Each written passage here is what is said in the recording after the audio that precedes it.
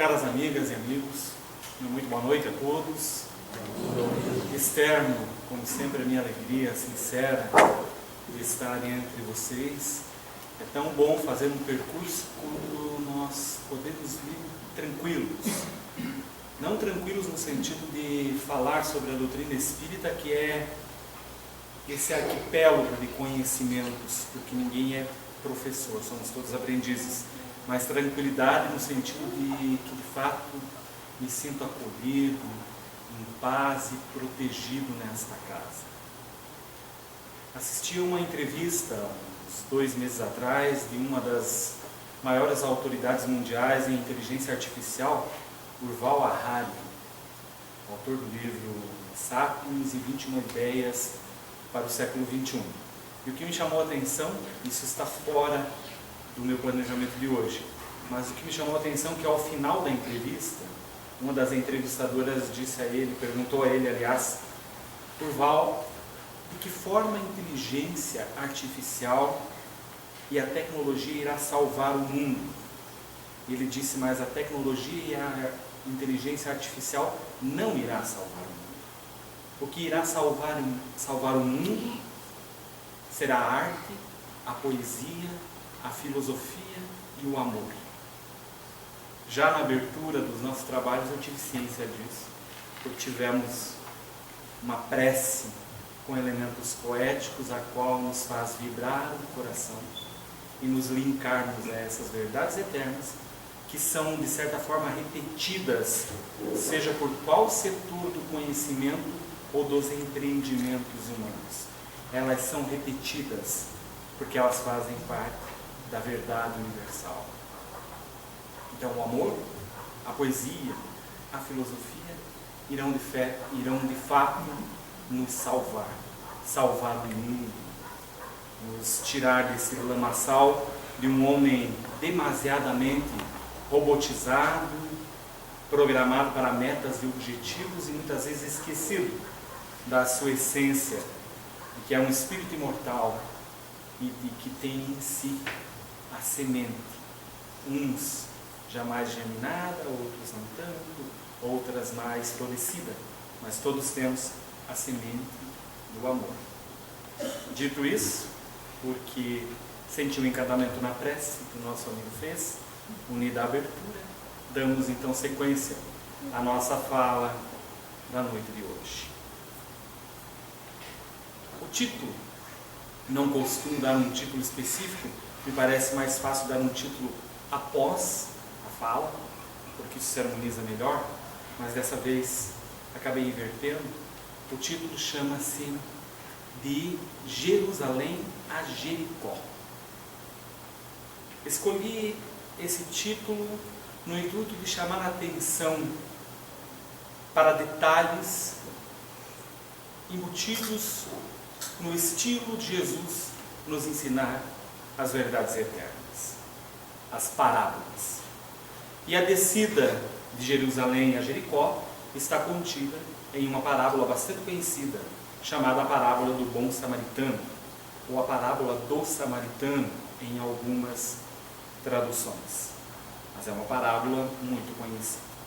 Para termos uma noção dessa grandeza, façamos uma breve introdução acerca do que seria uma parábola. Ora, pois, para aqueles de nós que somos acostumados ou temos o hábito da leitura, já ouvimos falar, por certo, dos clássicos da literatura universal. Shakespeare, que é um poeta inglês, Machado de Assis, um escritor brasileiro, e tantos outros que são considerados clássicos. Miguel Cervantes, por aí afora, não vem ao caso mencionarmos a literatura propriamente dita. Mas são livros e autores que se consagraram e tornaram-se clássicos pelo que escreveram. Uma das características que os fazem serem lembrados e mencionados como clássicos são frases, parágrafos ou capítulos que foram escritos de tal forma que, independente da época, seja 1, 2, 3, 4, 5 séculos passados, continuam essas escritas autênticas, modernas. Parece que escreveram hoje. não precisamos nem navegar pela literatura universal. Basta lembrarmos de alguns livros do Velho Testamento, como os livros sapienciais, que são os conselhos ou os provérbios do rei Salomão. Ainda se os lermos, provérbios, sabedoria, são conselhos, são investigações acerca da psicologia humana, da moral, da ética, dos bons costumes, que são totalmente adaptáveis para os dias de hoje. Shakespeare, por exemplo, é a mesma coisa quando diz que há muito mais mistérios entre a terra e o céu do que supõe a nossa vã filosofia. Ele escreveu isso à sua época, alguns séculos atrás. E ainda é autêntico, ainda é verdadeiro, não é verdade? Será que nós descobrimos e sabemos todos os mistérios entre o céu e a terra? Logicamente que não. Físicos e astrônomos se debruçam e ano após ano descobrem os desdobramentos desse infinito que é o universo que compõe então entre o céu e a terra, na metáfora de William Shakespeare. Falando dos clássicos, nós nos reportamos então às parábolas, especialmente as de Jesus, que continuam clássicas, inemovíveis e adaptáveis, flexíveis, de uma certa forma, ao ponto de terem condições de serem interpretadas, adaptando-as em vários setores, em várias problemáticas que dizem respeito à vida da criatura humana, à sociedade, às civilizações, às leis, os sentimentos. As parábolas de Jesus são de uma riqueza que podemos dizer sim, que as verdades eternas conseguiu Jesus sintetizar em curtas falas, que escritas através dos evangelistas ocupam às vezes não mais que um parágrafo, alguns mais extensos, mas na maioria pequenos parágrafos, conseguindo colocar as verdades eternas nelas, as parábolas. E o quanto, a primeira pergunta, para que façamos uma reflexão, conseguimos de fato tornar potente para a nossa vida de cristãos espíritas estas parábolas.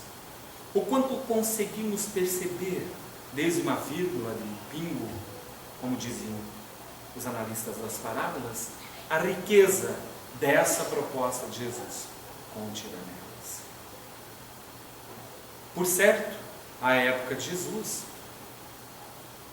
propositalmente, isso nos explica Emmanuel, Jesus cuidou de trazer alguma complexidade nas parábolas.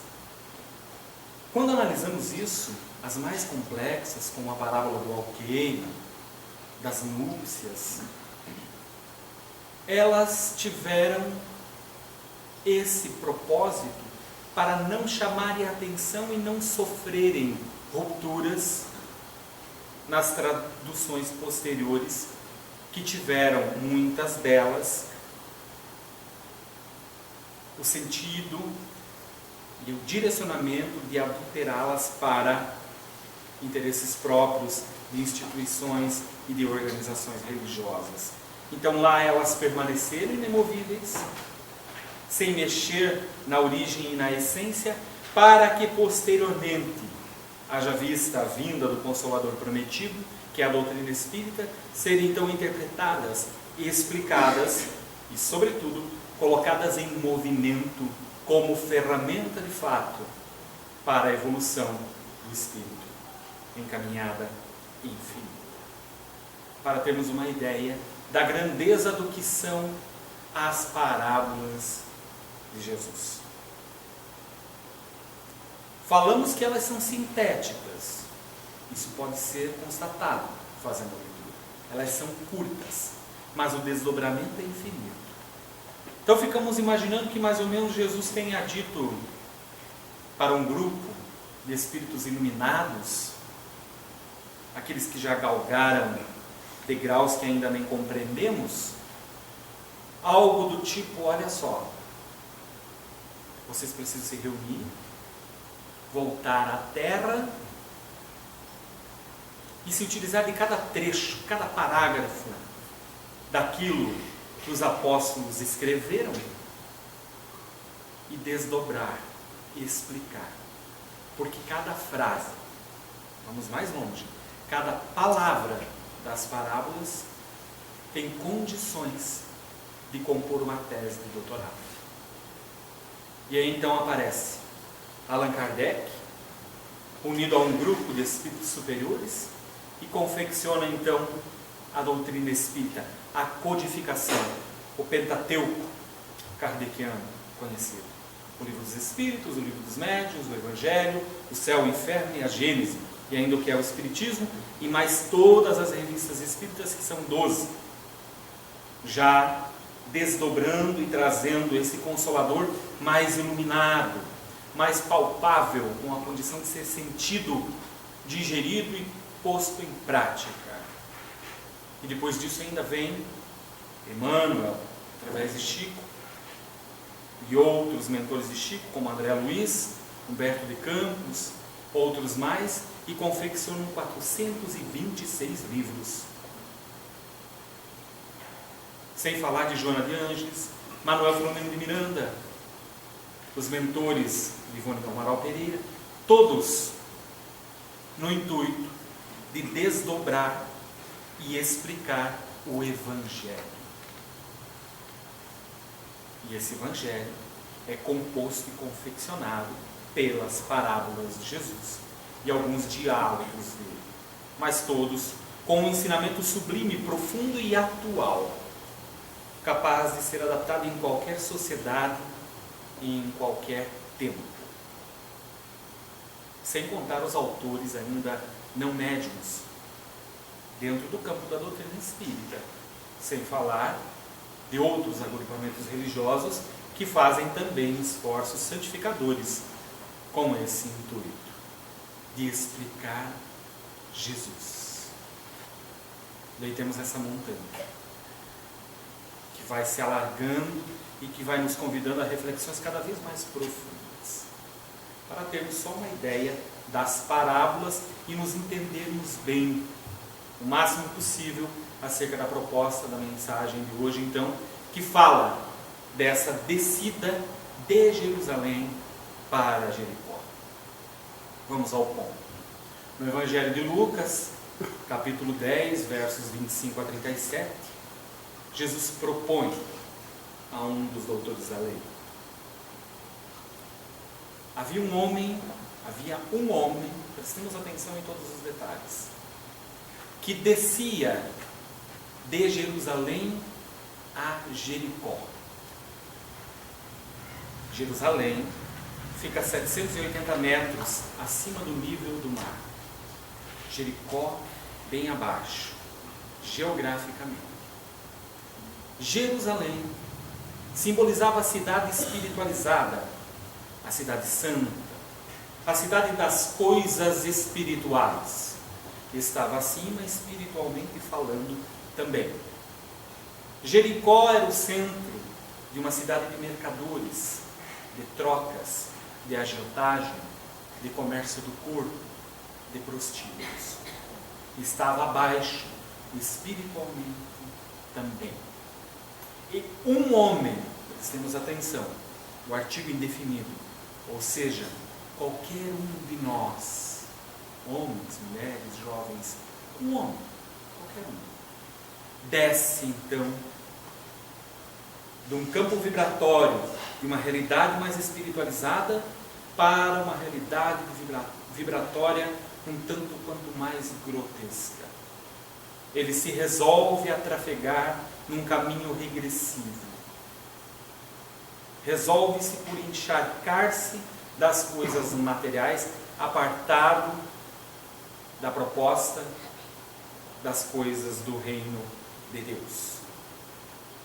E narra Jesus que durante esse caminho esse homem foi assaltado, despojado, ferido, roubado, machucado, e ali ficou semi-morto. Continuando a narrativa, Jesus chama atenção para o momento que um sacerdote, que também ia por aquele caminho, ou seja, que estava no mesmo caminho daquele homem que descia de Jerusalém para Jericó, no mesmo caminho, psicológica e espiritualmente falando. Passa, se dá conta do homem ferido, ultrajado, machucado, semi-morto, e passa adiante. Logo mais, passa também um levita, que também estava atravessando por aquele mesmo lugar. Estava atravessando, simbolizando então o homem ora espiritualizado e ora materialista, que ora nas dores procura por Deus, por alento, e quando um pouco mais equilibrado, volta-se para as coisas materiais. Mas também atravessava por aquele lugar, por aquela descida. Já estava na condição dos altos e baixos. E também olha o homem ferido, assaltado e semi-morto, e passa adiante. E é quando vem então, diz Jesus com estas palavras, um samaritano que estava em viagem, vejamos a diferença, para, olha, se compadece e vai até aos pés daquele homem ferido e cuida e sara aquelas feridas com óleo e com vinho. Vejamos a diferença. Um homem desorientado que desce, que se aparta da cidade espiritual, da sua condição interior, para uma condição mais grosseira, e é assaltado, é pego pelas armadilhas do materialismo e desfalece. Aquele que está no mesmo caminho, mas num rótulo de vestimenta, de posição social, de autoridade religiosa, ou de autoridade da ala da justiça, seja o que for, passa também por aquele mesmo caminho, vai adiante. Um levita que está nos altos e baixos e atravessa, e um samaritano que está em viagem. O que nós fazemos quando vamos fazer uma viagem? Ou pelo menos o que devemos fazer? Quando fazemos uma viagem perigosa, como era essa de Jerusalém a Jericó, nós temos que nos planejar. Nós temos que nos precaver, não é verdade? Se vamos em automóvel, temos que abastecer, encher o tanque, calibrar os pneus, mandar revisar os freios, para que façamos uma viagem segura. Se vamos a pé, se temos água suficiente, se temos alimento, aonde vamos pernoitar. Uma viagem remete a planejamento, a precaução. Essa era uma das características do samaritano, ou seja, ele não estava indo para Jericó, ele estava em viagem, ele estava em missão, ele tinha um propósito, ele tinha uma condição espiritual diferenciada de todos os outros três: do homem que caiu e foi assaltado, do sacerdote e do levita. O samaritano era diferente. O samaritano tinha um equipamento espiritual que se diferenciava. Ele entra no campo energético vibratório de sofrimento do seu irmão que estava ali caído, mas ele não se deixa intoxicar. Ele sara as feridas com óleo, que é uma simbologia da cura, do alento, do refresco, e dá-lhe vinho também, que simboliza o ânimo. Simbolicamente, ele cura, ele acolhe, ele abraça e ele anima para que continue a caminhada. Desfalecido que estava o homem, não lhe foi suficiente ainda o óleo e o vinho, e o samaritano lhe leva a uma hospedaria.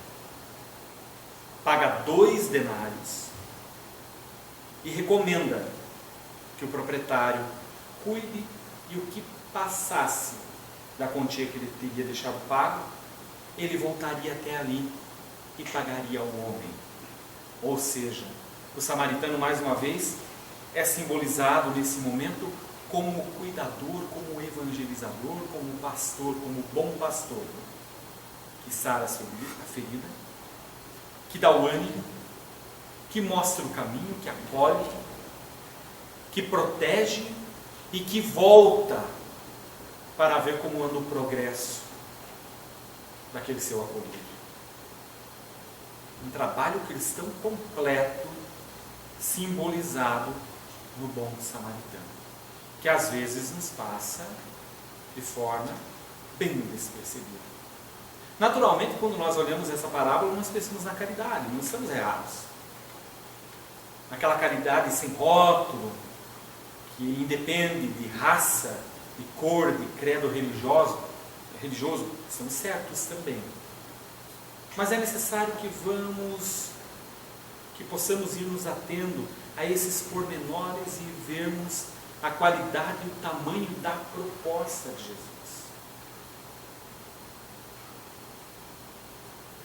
Veja que nessa parábola do bom samaritano existe uma proposta espiritual, propriamente dita ligada à caridade, do estender a mão. Existe uma proposta psicológica para que nos movimentemos na vida dando a mão, sem cairmos junto com o necessitado, que continuemos a nossa caminhada saudáveis mentalmente, psicologicamente. Há uma proposta social, sociológica, que nos leva a refletir que não há raça, não há agrupamento e nem civilização no que diz respeito à qualidade do espírito imortal superior. Porque quem vinha de Samaria, quem era um samaritano, por ter instituído costumes diferentes, babilônicos, enfim, no povo, não era tido com bons olhos. Mas o samaritano prova totalmente ao contrário na boca de Jesus. Ele desrotula o sacerdote ou levita e coloca ali o seu coração em serviço ao seu próximo. E há também uma proposta sutil que desdobra então o nosso segundo desenvolvimento da parábola, que diz respeito a uma das maiores epidemias anunciadas, comentadas e faladas desde Jesus até os dias de hoje, que são as obsessões. Que são as máscaras das obsessões, que são as sutilezas de que as obsessões se fazem presentes. Não nomeamos aqui os obsessores, porque nós adquirimos outros vícios, às vezes, ao longo da nossa caminhada, mesmo dentro da doutrina espírita, de trocar a nomenclatura de maus anjos, demônios, o diabo por obsessores, os crucificando, como se fossem demônios realmente, e eles não são nada mais, nada menos do que almas feridas no ontem, nem muito longínquo assim, e que agora aparecem como cobradores. Por isso falamos obsessões, esse conúbio vibratório de cobrança, perseguição que existe, que se faz presente na trajetória humana. Essas sutilezas, as máscaras. Esta é uma das propostas inseridas de forma sutil na parábola do bom samaritano. Vamos trazer isso para um contexto prático do nosso dia a dia, contemporâneo, do aqui e do agora. Convido os amigos e as amigas para que em alguns momentos nos identifiquemos ou nos comparemos a um homem, uma mulher, um indivíduo, digamos assim, que saiu descendo de Jerusalém para Jericó. Vamos nos analisar rapidamente. Nós outros que frequentamos uma casa espírita semanalmente, outro agrupamento religioso, ou que fazemos o nosso exercício espiritual através da nossa prece, da nossa oração, das ações caritativas, boas ações sociais, que temos esse movimento de esforço em relação à nossa transformação moral, ética, que nos espiritualizamos. Nos imaginemos em um momento, nesse contexto, que por algumas ocasiões, alguns elementos, muitas vezes não nos apercebemos e acabamos saindo de Jerusalém. Essa condição, essa cidade que simboliza bem a nossa estrutura espiritual, a nossa alma, acabamos saindo dessa realidade, devido ainda aos elementos primitivos que permeiam o nosso ser, as nossas próprias heranças, e começamos a fazer uma descida sutil até Jericó. Uma volta a experimentar o charco do materialismo grosseiro. Façamos só um breve parênteses aqui, para identificarmos com clareza o que seria esse charco do materialismo. Isso não quer dizer trabalhar na nossa empresa com dedicação, adquirir recursos, fazer uma boa viagem com a família, adquirir um automóvel sonhado, lutar por galgar um cargo dentro da empresa, uma promoção. Isso não é materialismo. O materialismo de que se refere Jesus nesse momento, que é essa descida a Jericó, é o materialismo grosseiro dos vícios, de toda a gama de vícios.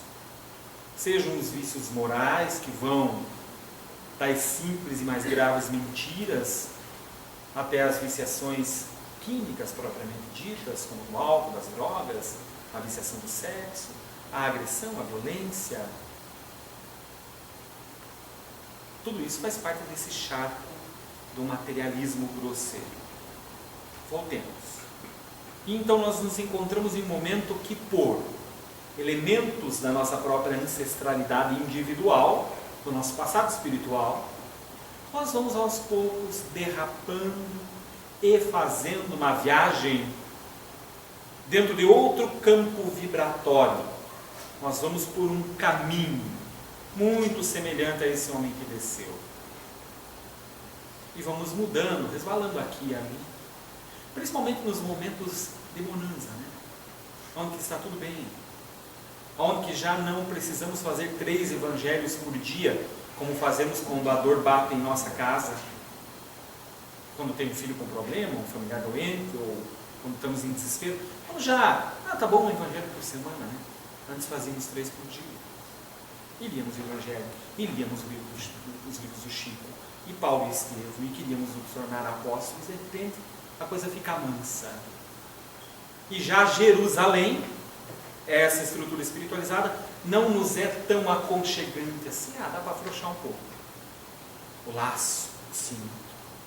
Vamos dando uma caminhadinha por Jericó, pelo menos de vez em quando. O que tem? Como tem uma expressão de hoje que eu sempre vejo e acho ela muito curiosa, que as pessoas dizem assim, não dá nada, né? Elas falam para ela mesmas, né? Não dá nada, como se a lei de causa e efeito pudesse ser tirada assim, um momento eu não quero você, lei de causa e efeito para cá.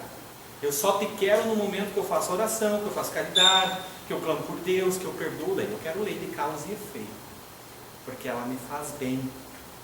Mas no momento que eu tropeço, que eu erro, e que eu vou tirar uma semanada em Jericó, num hotel 5 estrelas, eu não quero da lei de causa e efeito. Ou seja, eu sou humano também, o que tem? Não dá nada. E assim nós derrapamos, somos assaltados, somos feridos, e alguns de nós nos encontramos semi-mortos, quando menos nos damos conta. Através do quê? Da própria consequência, aqui, terra a terra, dessa postura de viver em Jericó, e também do acesso vibratório que deixamos largo para o campo das obsessões novamente voltarem a agir sobre nós. E daí nos encontramos semi-mortos. Devemos para o centro e perguntamos para a equipe de passe se não é possível na nossa casa também dar um passezinho. e queremos já fazer parte do atendimento fraterno, e vamos distribuir cesta básica, e queremos voltar para Jerusalém desesperados, mas não temos nem condições de trafegar nessa estrada, porque nos esquecemos. Fomos contaminados pelas pestes, pelos insetos, pelas armadilhas do caminho de Jericó. Estrutura psicológica despedaçada, visão social, relação destruída, campo espiritual fragmentado, necessitando reconstrução, e com companhias novas, que nem nos demos conta, mas fomos nós que as escolhemos, uma a uma, as obsessões. Essa companhia espiritual que hoje se agrega principalmente aos sofrimentos psíquicos, que se faz sorrateira, que tem máscaras, e que quando ela anuncia que ela já existe, a despedida dela, esse apartar-se do sofrimento psíquico, demora um bom tempo. Ou seja, a nossa volta de Jericó, a nossa volta lá pelo meio da estrada, vai precisar que um bom samaritano nos encontre, nos leve à hospedaria, nos desperte de novo para a necessidade da autoevangelização, que fiquemos ali um tempo pernoitando, que esse cuidador, esse bom samaritano nos ampare durante algum tempo, para então nos darmos conta o quão melhor é permanecermos em Jerusalém. Aí a gente começa a ter uma noção da grandeza de uma parábola de Jesus. Pequeno parábola. Um pequeno parábola. Olha o que compõe nele: psicologia, filosofia, espiritualidade, fé, campo vibratório, obsessão, vida social, relação, contido num parágrafo. Outros escritores, sem desmerecer nenhum deles, no campo das filosofias, passam uma vida inteira escrevendo sobre uma tese, uma ideia. 10, 15 livros. Para tentar provar uma coisa. E Jesus nos traz a chave das verdades eternas em um parágrafo.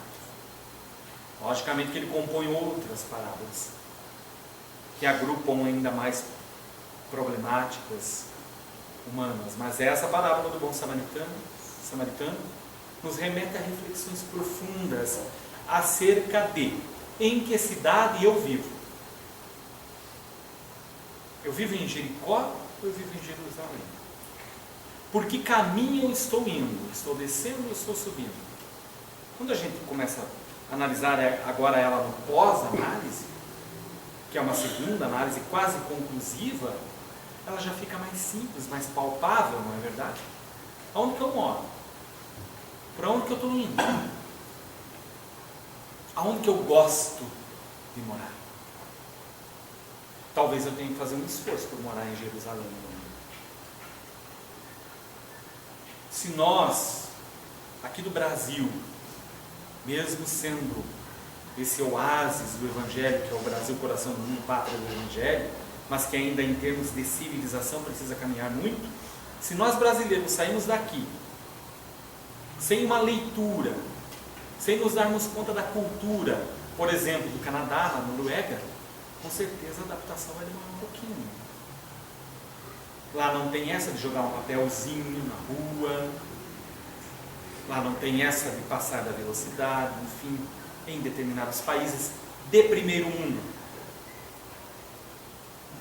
Jerusalém, dentro da proposta de Jesus, constitui uma cidade ou um país de primeiro mundo em termos espirituais. Não estamos falando da Jerusalém que também apresenta aquela fatia de doutores da lei imbuídos de hipocrisia, mas da simbologia berçária de Jerusalém, que é a fonte, que é a cidade das coisas divinas. Por certo que temos que fazer um esforço para morarmos em Jerusalém. Às vezes é chato. Devido à nossa ancestralidade, ao nosso primitivismo, é chato. Para o jovem, né? Essa proposta de morar em Jerusalém, de convidar ao não álcool, ao não sexo desregrado, ao não palavrão. Um pouco chato para nós mesmos. Quando falamos de campo vibratório, por exemplo, sabemos que detalhes abrem brechas para isso, em termos de obsessão. Dependendo da nossa cultura e da nossa história, é um pouco chato uma casa que não tem cerveja na geladeira, que não tem uma boa adega de vinho. É um pouco chato uma casa que não permita assistir um filme um tanto quanto mais picante, sexualmente falando. É um pouco sem graça. E talvez só nos vamos dar conta desse oásis que é a verdadeira Jerusalém, essa estrutura que é edificada tanto no ambiente como no interior da criatura humana, quando então nos decidirmos por usar o nosso livre-arbítrio e permanecermos em Jericó por um bom tempo. Aí sim, precisando de grupo mediúnico que nos ajude, que vive por nós, para que os obsessores compareçam, para que doutrine, para que dê passe, necessitando de água frutificada, de 3 evangelhos por dia. Aí vamos nos dar conta o quão importante é morar em Jerusalém. Sem ainda mencionarmos o campo psicossomático disso tudo, que levaria para um outro estudo, que é quando nos apercebemos da nossa fragilidade, tanto biológica quanto psicológica, quando estamos imbuídos dessa proposta mais primitiva, mais grosseira, oferecida por Jericó. E o quanto é doce usufruirmos da saúde integral que nos é ofertada quando permanecemos em Jerusalém. E agora, dentro dessa primeira conclusão, a última conclusão da análise da parábola. Com quem dos 4 personagens nós nos identificamos? Nos identificamos com este homem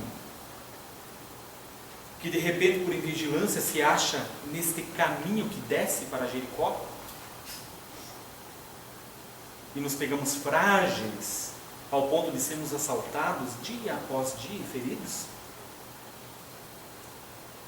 Ou nos identificamos com esse sacerdote que de repente, com um bom terno, com uma boa posição social, gozando ainda de uma saúde robusta, de uma titulação social,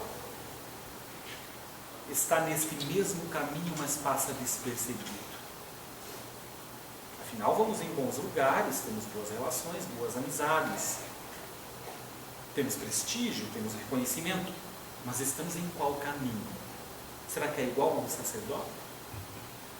Que passa e olha e vê tantos quanto ele, que já estão feridos, já estão sentindo as consequências dessa opção por esse caminho, mas que ainda não é assaltado pela dor e continua nesse mesmo caminho, até experimentar Jericó? Ou será que nós somos o levita, que atrafega, que oscila, como falamos anteriormente, ora espiritualizados e ora materializados, materialistas, grosseiros? Ora, na dor, nos posicionamos, fechamos os olhos na hora da paz, e levamos o pensamento, pensamos no Dr. Bezerra de Menezes, em Jesus, tomamos água frutificada, abraçamos, que todo mundo fique em paz. E chega o sábado, nós optamos pelas ofertas de Jericó. É a cerveja, é a prostituição, é a agressão violenta, E depois eu saio de novo. Como se isso fosse simples, né? Decidir por 2 campos vibratórios. E a espiritualidade que se vive. A equipe espiritual, os cuidadores, os anjos de guarda, eles que se virem. Hoje eu estou nessa, está tudo legal. Estou atravessando por aqui. Opa, ei, estou aqui, no centro, fazendo evangelho. Vê se dá uma mão, né? Sou humano. Ou nós já estamos, acho que é difícil, mas pelo menos devemos estar caminhando na condição do samaritano, daquele que tem condições de fazer uma viagem, aquele que tem condições de trafegar em um caminho tortuoso, de vibrações diferentes, de vibrações agressivas, doentias, mas que já tem uma postura e uma estrutura edificada a tal ponto que pode estender a mão, que pode convidar para que o seu irmão vá até uma hospedaria com ele, que se refaça e que ainda volta a olhar e oferecer uma mão amiga novamente, não se contaminando, que está em viagem, que está no mundo sem ser mundano, como Paulo nos propunha. Será que já estamos nessa condição de samaritano? Ou do homem, ou do sacerdote, ou do levita? São 4. Vejamos mais uma vez, no final ela fica simples de ser analisada, de mensurarmos na nossa intimidade. Mas é bom que possamos ser sinceros conosco mesmos, pois o ponto de partida da verdadeira lapiração espiritual, do crescimento, só se dará quando tivermos um olhar sincero sobre nós mesmos, um olhar de aceitação, de autoacolhimento, nos entendendo como peregrinos, como suscetíveis da queda, como outrora com verniz social, mas ainda podres talvez por dentro como sepulcros caiados, exemplificados por Jesus. Talvez levitas, espiritualizados hoje, amanhã mais grosseiramente materialistas, mas nos reconhecermos como viajantes e nos darmos essa chance de caminharmos para pelo menos nos tornar semelhantes ao bom samaritano. E logicamente que dentro disso não podemos deixar de esquecer a mensagem que perpassa do início ao fim da parábola do bom samaritano, que é de fato a caridade. Porque é ela que aparece como um anjo sublime, é ela que aparece dando a mão e levantando, exemplificando que o mundo irá se regenerar quando o homem, quando a mulher, como os indivíduos, resolverem cada um dar a mão ao seu próximo, como disse Jesus na parábola. Ao final, Jesus pergunta ao doutor da lei: qual deles lhe parece o que tem mais compaixão? E o doutor responde a Jesus: o que teve compaixão daquele que caiu. Jesus diz: entendeste bem, faze o mesmo.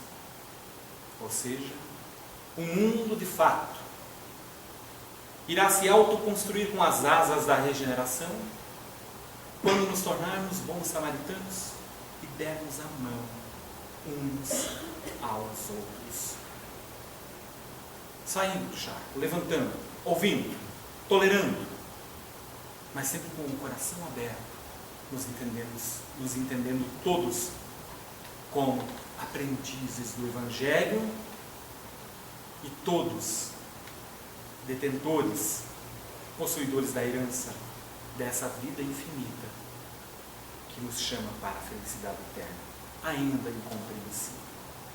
Há que se fazer os primeiros movimentos. Como a caridade então permeia essa parábola, mesmo ela entrando em desdobramentos profundos, já proferi aqui algumas vezes, e mais do que nunca hoje, pelo sentido poético do início da abertura do nosso irmão, pela beleza da claridade de Jesus, reforçando, através das palavras do estudioso da inteligência artificial que mencionei, de que o amor à poesia, o bem, a filosofia, o evangelho irá salvar o mundo, eu lhes deixo algumas palavras do poema de Irene de Souza, que foi confeccionado pelas mãos do saudoso Chico Xavier, que fala da caridade, dizendo: Deus te abençoe o gesto do carinho, alma da caridade, branda e pura, pela migalha de ventura aos tristes do caminho. Todos nós temos essas condições de observarmos as chances de fazer o bem, de fazer a caridade. Deus te abençoe a refeição sem nome, que trazes a cada dia aos cansados viajores da agonia que esmorecem de fome. Deus te abençoe a gota de leite, que abres a sós, sem que ninguém te espreite, para saciar a esperança daquela que chora, desventurada, que é as nossas crianças. Deus te abençoe o pano do lençol, com que envolves em doce cobertura os doentes que choram de amargura, longe, distante do sol.